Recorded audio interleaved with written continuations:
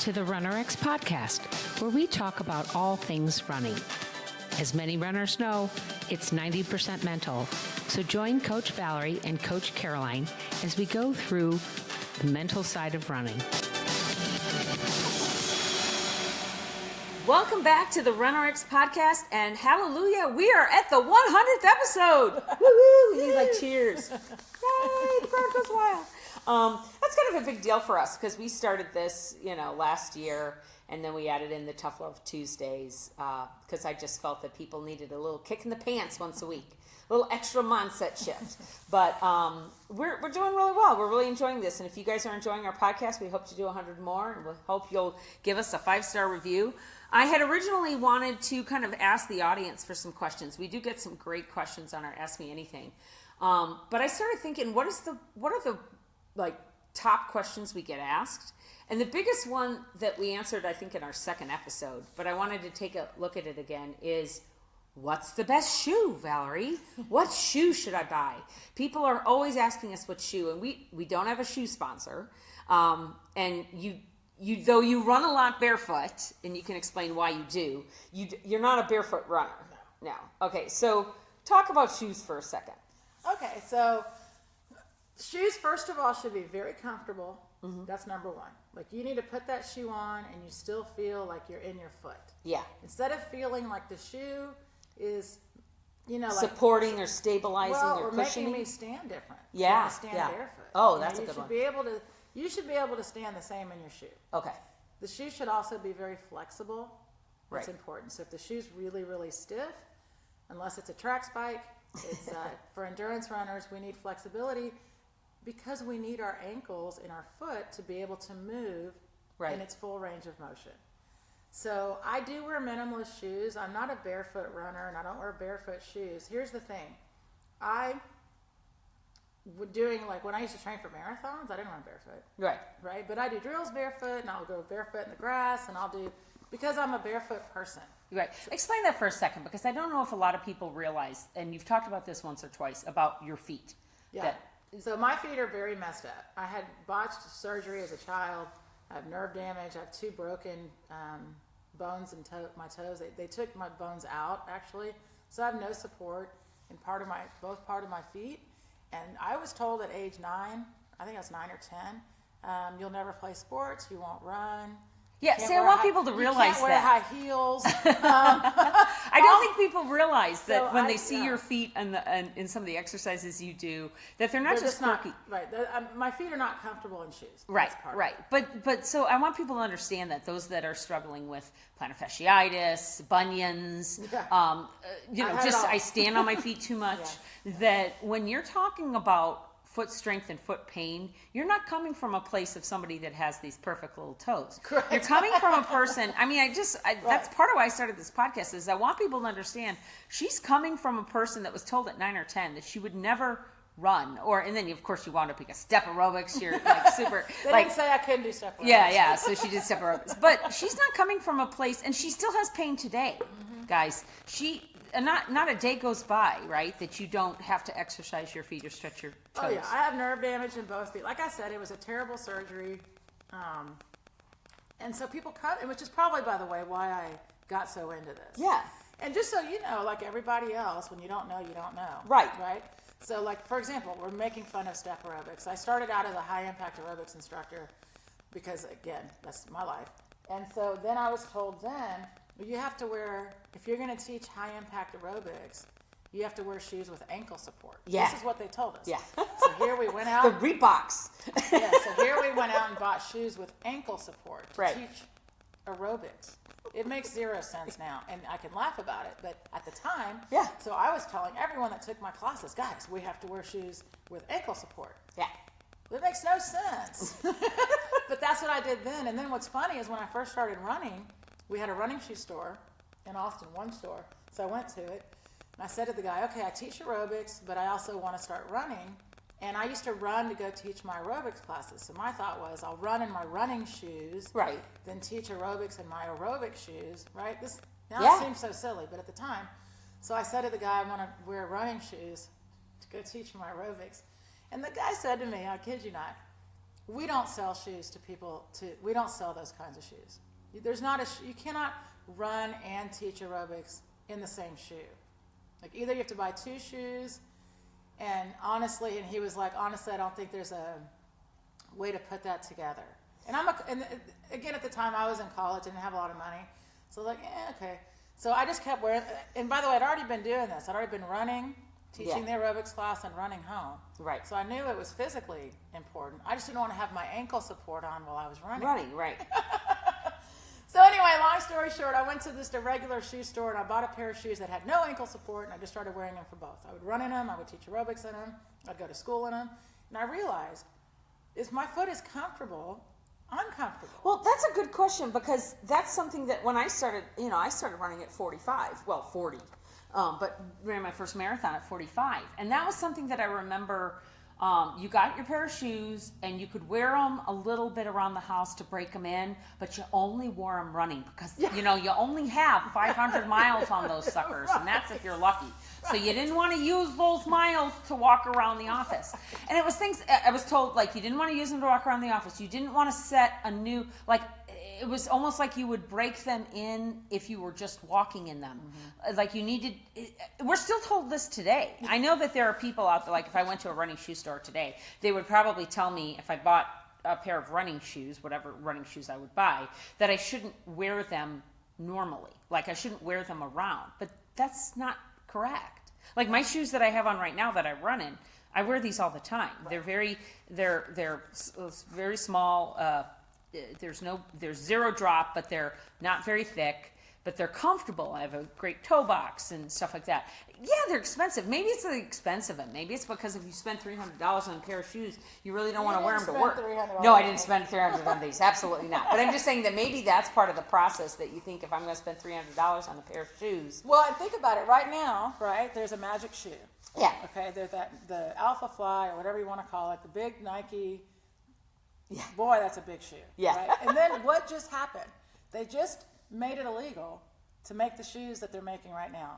They all now have to comply and bring it back down. Okay. Because the technology got crazy. So what started to happen is they started adding, it wasn't even just foam. They're adding foam, then they added carbon. Right. So they started making the shoes so that when you touch the ground, it would give you an extra spring off. Okay. All right, so now we've got world records breaking every marathon, every track and field event. So actually the World Federation came in and said, you know what? You can't have those shoes. We can't. Yeah. You can have them, but there's going to be a limit. And this is for all the shoe manufacturers. And my point is, and even the elites would say it, there's a place and a time for technology, for shoe technology. Right. If you're trying to win the Olympics, that could argue that. Yeah. Right? But the reality is, for most of us as a recreational runner, it's not the shoe itself. So if you find a shoe that you're very comfortable in, don't you think you could be more likely to get out and move in it? Yeah. That's important. And realize shoes themselves for us are to protect our feet from the elements. Right. Protect your feet from the ground, or if you don't want to be running. So I don't advocate barefoot running, because if you're out barefoot, your brain is not comfortable. Right. Because it knows there could be a rock. There's hesitation in your movement when you're barefoot. Exactly. As there should be. So then when you have your shoes on, you have more freedom to just free fall and let go, because you know your feet are protected. And that's really important. The damage that cushioning caused, we know now, there's just so much cushioning that went on in the shoes. It really made people that had less of a connection and relationship to the ground. Right. So they're more likely to heel strike. They're more likely to, because your brain wants to feel the ground, guys. That's what you need to understand. So if it cannot sense where it is, it's trying to find it. Yeah. So actually they found... It looks for the ground, basically. So they found in studies that people that were wearing more cushion were actually hitting the ground harder. Okay. Which is then why they put in the carbon plate, because they're like, well, if you hit the carbon side... then you spring off. Well, I get the logic of it. Nobody's trying to. I don't believe that the shoe manufacturers are out to hurt you. Their thought was. Of course. Their thought was, well, if the impact of the ground is what's causing pain, let's cushion you, right? Sure. And not realizing that they were disconnecting you from feeling the ground. Right. But something to keep in mind. This is for everybody.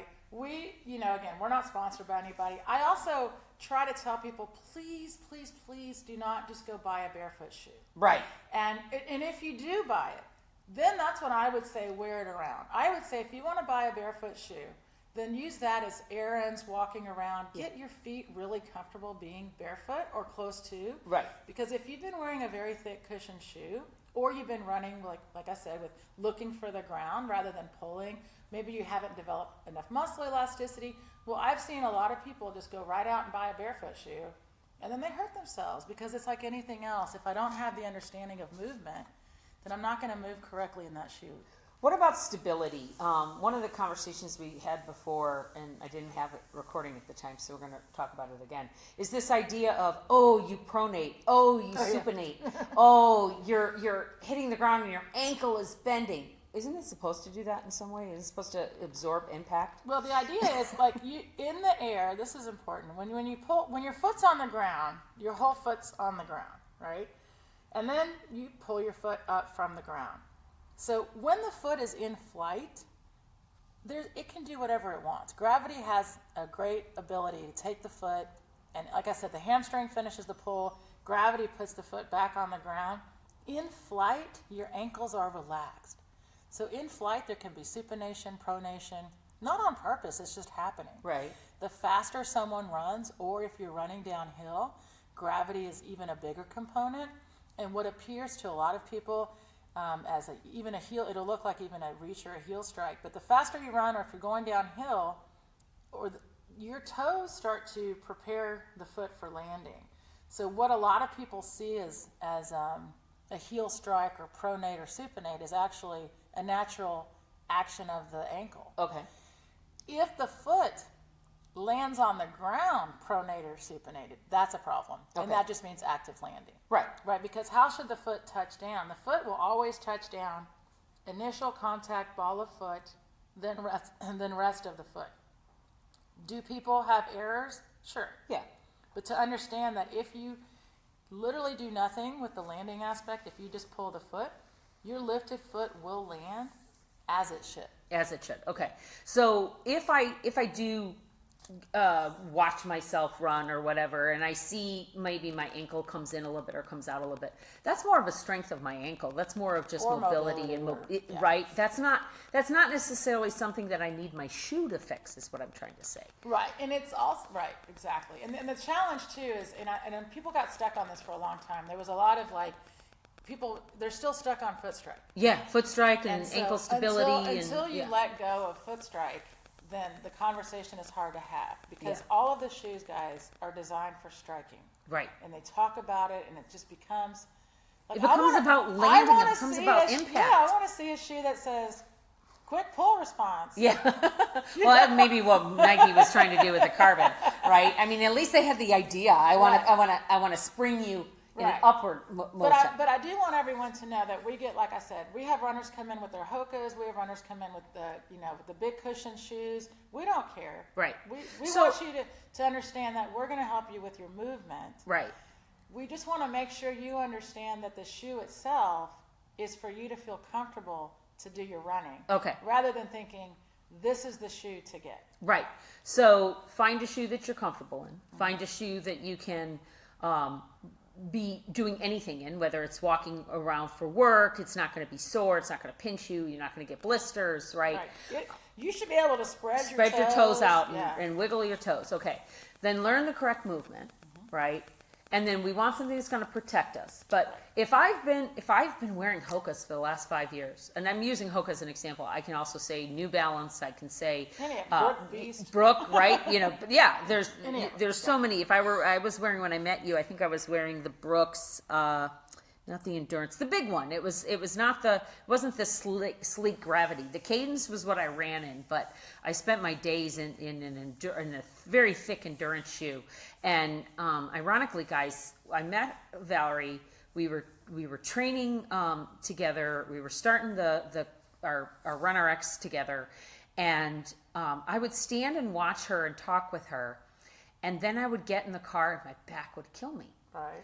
And I remember one day we were talking about shoes, and we were talking about basically that she didn't say it about my shoe, but I realized that my shoe was really thick and it was forcing me onto my toes. It was literally keeping my heel up. So as I stood there for an hour, like we do on these podcasts, talking to her about running, I was literally standing on my toes.